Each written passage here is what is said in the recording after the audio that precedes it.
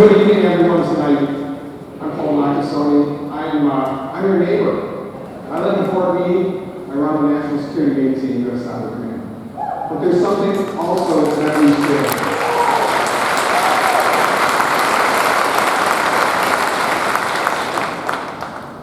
I am a huge fan and friend of Dr. Freeman, and I am honored to be here tonight.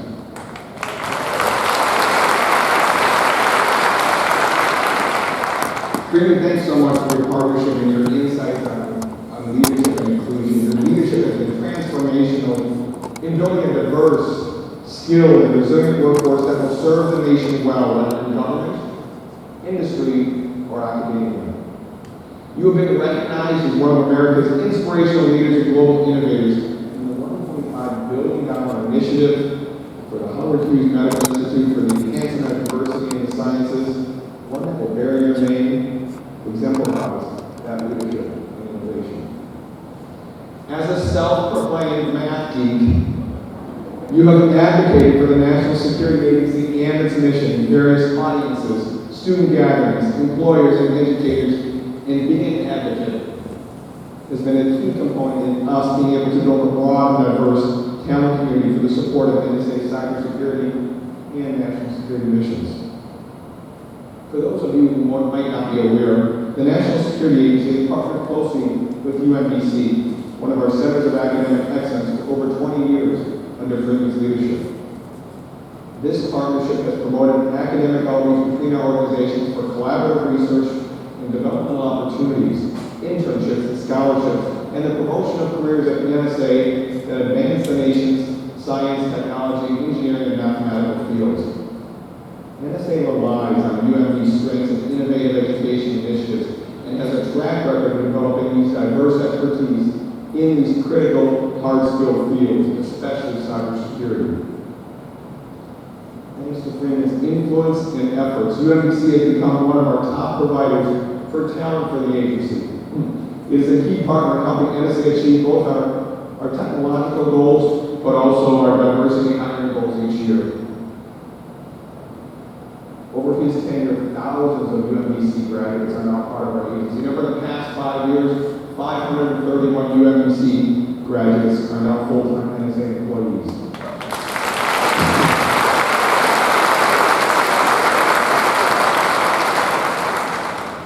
I know you'll find this hard to believe, but Freeman is not just a trusted academic partner, he's one of our most sought-after speakers. He has honored us with his time and presence, with his enthusiasm, with his ideas, and through his personal stories. He has woven an ability for him and for us to better understand the world ahead. Over the last 3 years, he has graciously spoken to our new group of senior leaders and has reminded us that grit, the combination of persistence and resilience, is the necessary element for reaching our highest potential and achieving our dreams. Freeman, you made a tremendous impact on the lives of many, and certainly many at our agency. Thank you for your years of service in NSA, UMBC, and our nation. And thank you to UMBC for inviting me here to speak this evening. It has been an honor to have the opportunity to recognize Freeman's retirement and, most importantly, his legacy.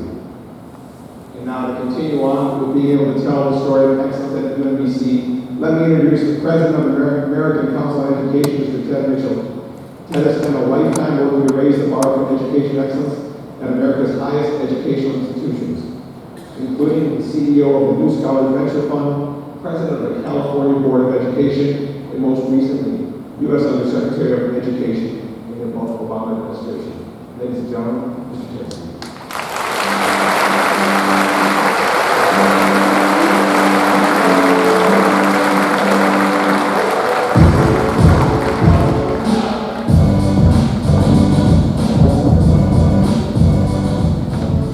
Good evening, everyone. Thank you, General. Pleasure to be here and call you. What a wonderful evening, wonderful Freeman to be celebrating you. So I am the President of the American Council on Education, but I have to tell you that I think that my proudest professional moment was here on this stage in 2018 when and Dr. Freeman put a robe over my hood over my head and made me a retriever for life with an honorary doctorate.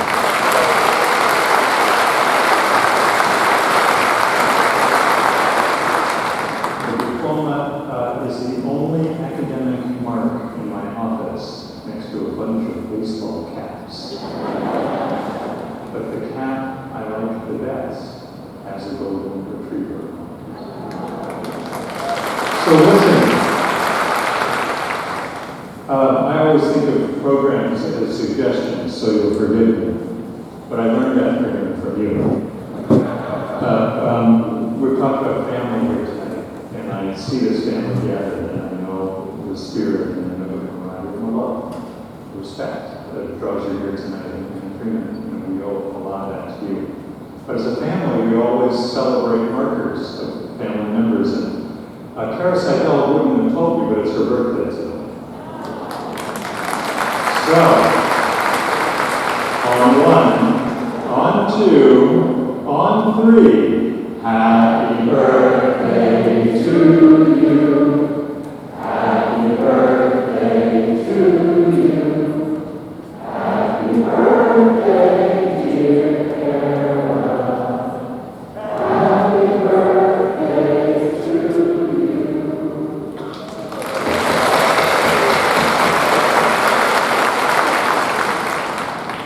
Freeman will be done in the evening. I have the opportunity to work with hundreds of college and university presidents annually, although sometimes it feels like daily. And I can honestly say I've never met anyone quite like Freeman Professor. I remember when I first met Freeman. It was at a meeting of the White House Initiative on Educational Excellence for African Americans, which he led under the Obama administration. I was the new wet behind the ears undersecretary looking for the restroom. And Freeman was generous in not only showing me the way to the restroom, but in giving me a deep understanding of the lay of the land as he saw it. And as many of you know, that lay of the land is most often infallible, is most often insightful, is most often deeply analytic, but it is most of all hopeful. And I think it's through that set of engagements around all of those issues that Freeman and I, at some point early in our relationship, looked at each other and said, this is somebody I can trust. And goodness knows I trust Freeman Professor.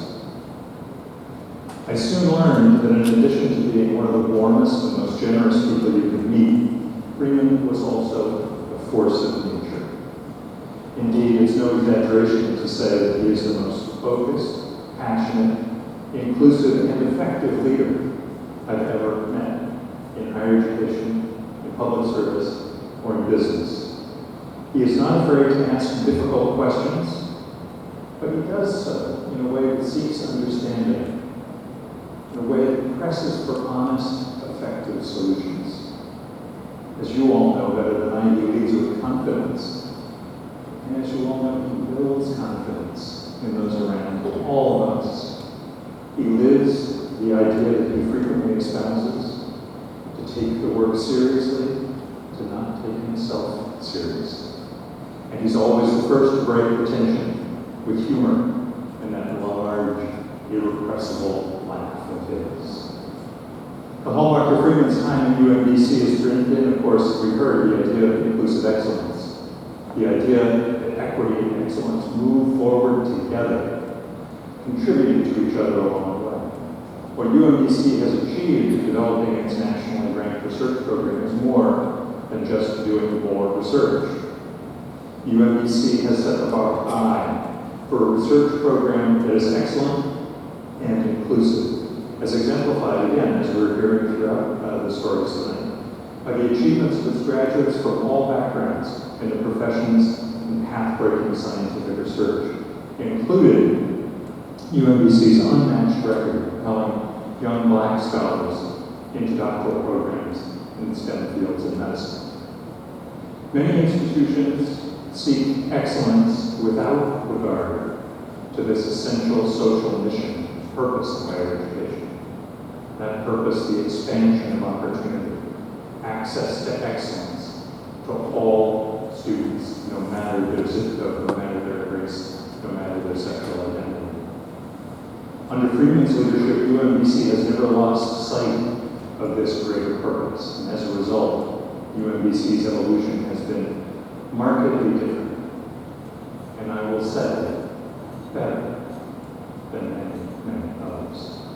And make no mistake, the world of higher education and the professional world have both taken notice.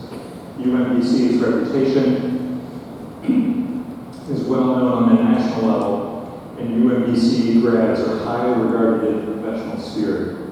I know this as well as everyone, because my good friend, Kara Freeman, Senior Vice President and Chief Operating Officer at ACE, is a UMBC graduate in class of 1991. Kara,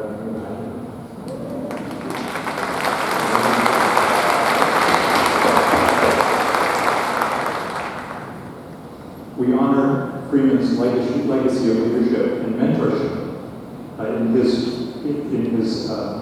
from UMBC with a number of extraordinary awards and contributions.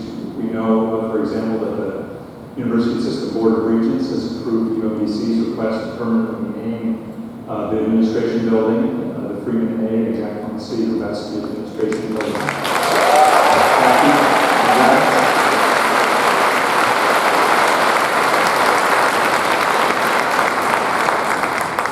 I think it's true that there have been a couple of dollars raised for a few scholarships and fellowships. I think that the number is now in the area of congressional appropriations. And soon generally will be in the area of military appropriations, which we keep working on, and we look forward to your help in that, by the way. But all of these awards, all of these honors are terrific. If you step back and what are they honors for? They are honors for doing exactly what Freeman has done here for so many years. Building the capacity of institutions across the country to serve students who might not have woken up that first day of kindergarten, looked in the mirror, and said, I'm going to be an astrophysicist. But who are astrophysicists today? Because of the environment that's created at UMBC, because of the model that UMBC has set for the country and the world, because of your work here, your leadership in promoting inclusive excellence and making it real, and it's thanks to Freeman's incredible leadership. UMBC is what American higher education should look like in the future. Freeman has shown us this and so much more. He's shown us that this is not a dream, it is within our reach now, today, tomorrow. It's now up to us to learn that lesson and show that as extraordinary as Freeman Hrabowski has been, as unique as his leadership here has been, as singular an achievement as UMBC's trajectory has been, it's essential that we understand that his work, your work, is not a one-of-a-kind miracle. It's the building of a road through rough terrain that we can now all travel together. In doing that, in making that journey, we'll honor the work Freeman has done here. And we owe that to him. Thank you.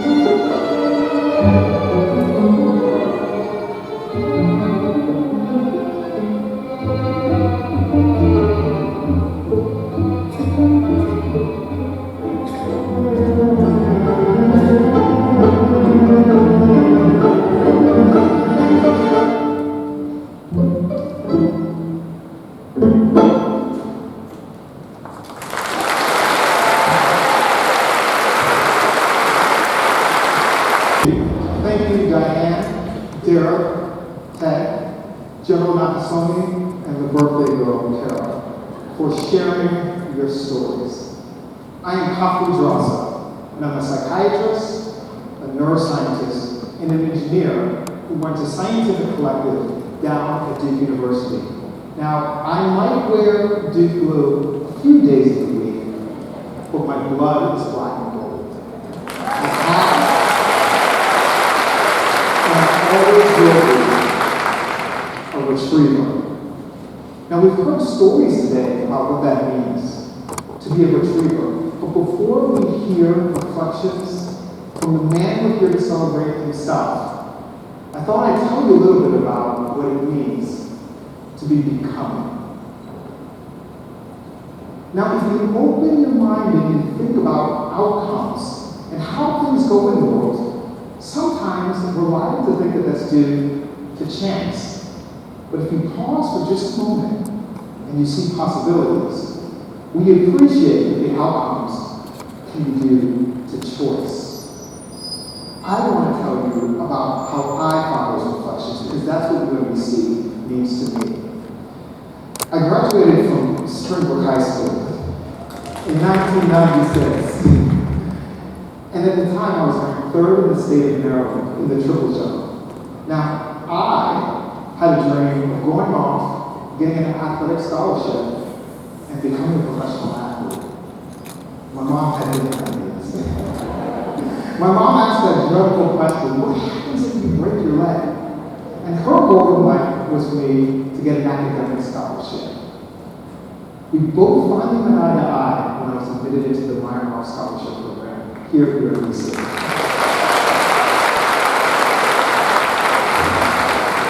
Now, Meyerhoff, when you admitted, you come in for a 6-week summer program. It's almost like boot camp, preparing you, getting you to understand the campus.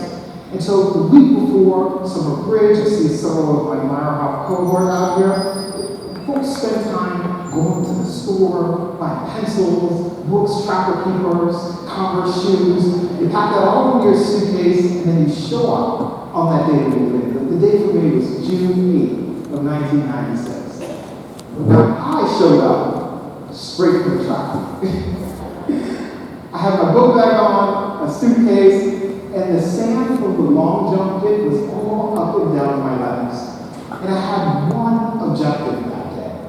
you had to give 2 weeks notice before you left the program for any event. So my goal was to let the director at the time, Mrs. Ernestine Baker, know that I had a track meet in 3 weeks as a qualifying meet. So I let her know, and then I started my classes. We were taking classes on African American history at the time, and calculus.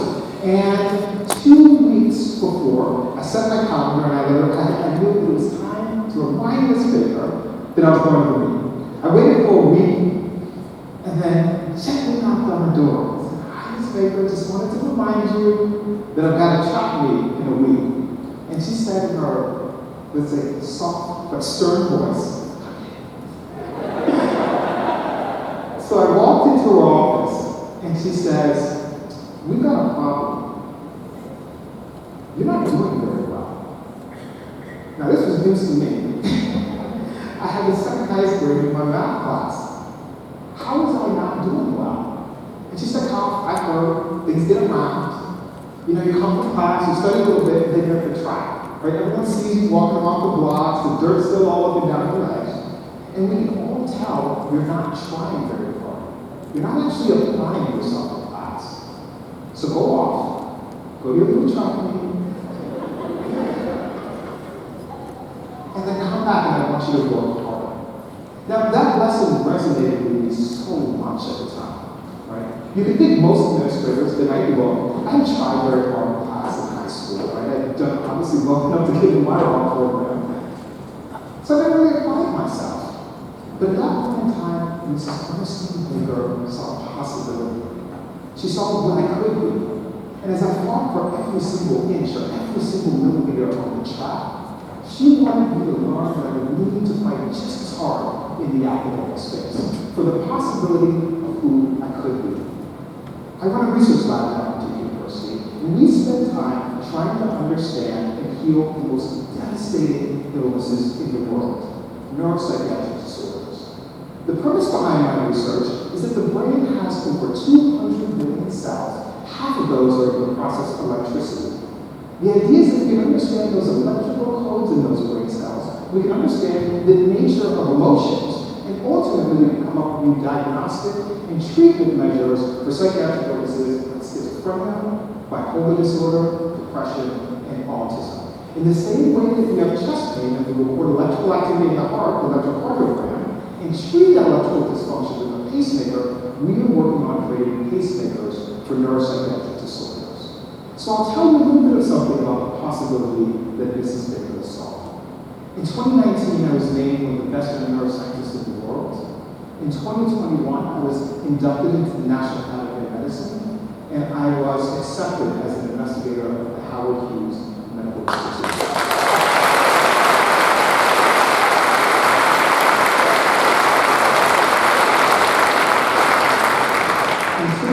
Dr. Hrabowski himself joined me in Philadelphia because I was made a laureate of the Freeman Institute.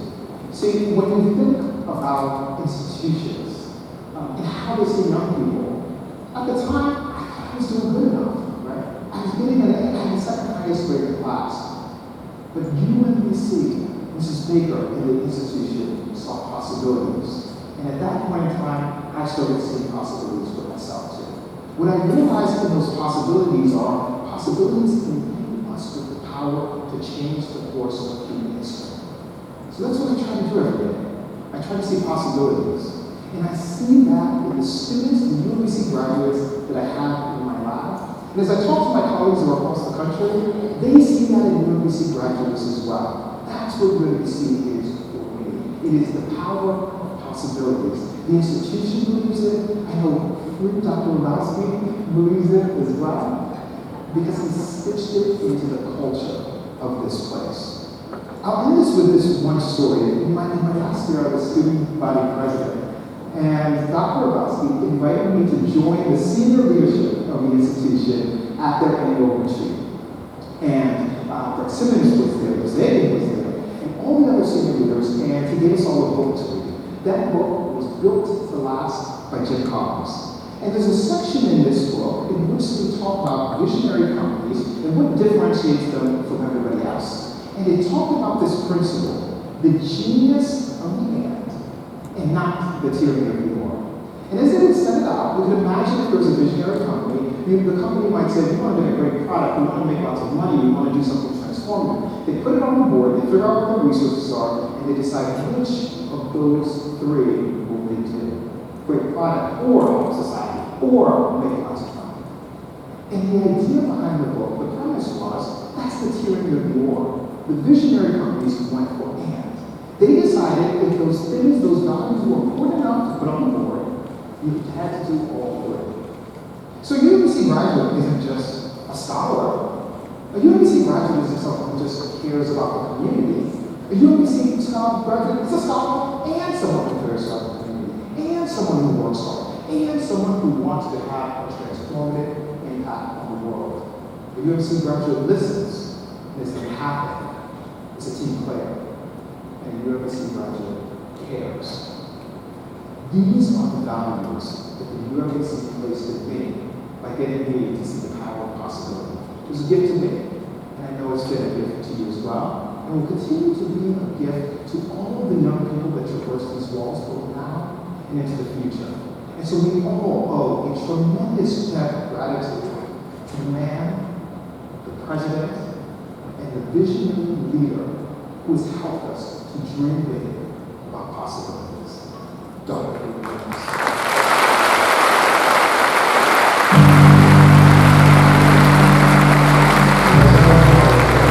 Excellence is never an accident. It is always the result of high intention, sincere effort, and intelligent execution. It represents the wise choice of many alternatives. And this last part gives me goosebumps. Choice, not chance, determines your destiny. The passing of time is something more than what it seems. We do not look back to remember the hours, the months, the years.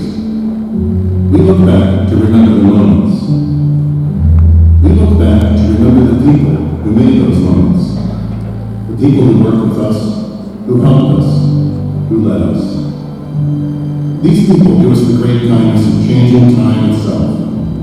And in doing so, they help us see ourselves and the world around us more clearly.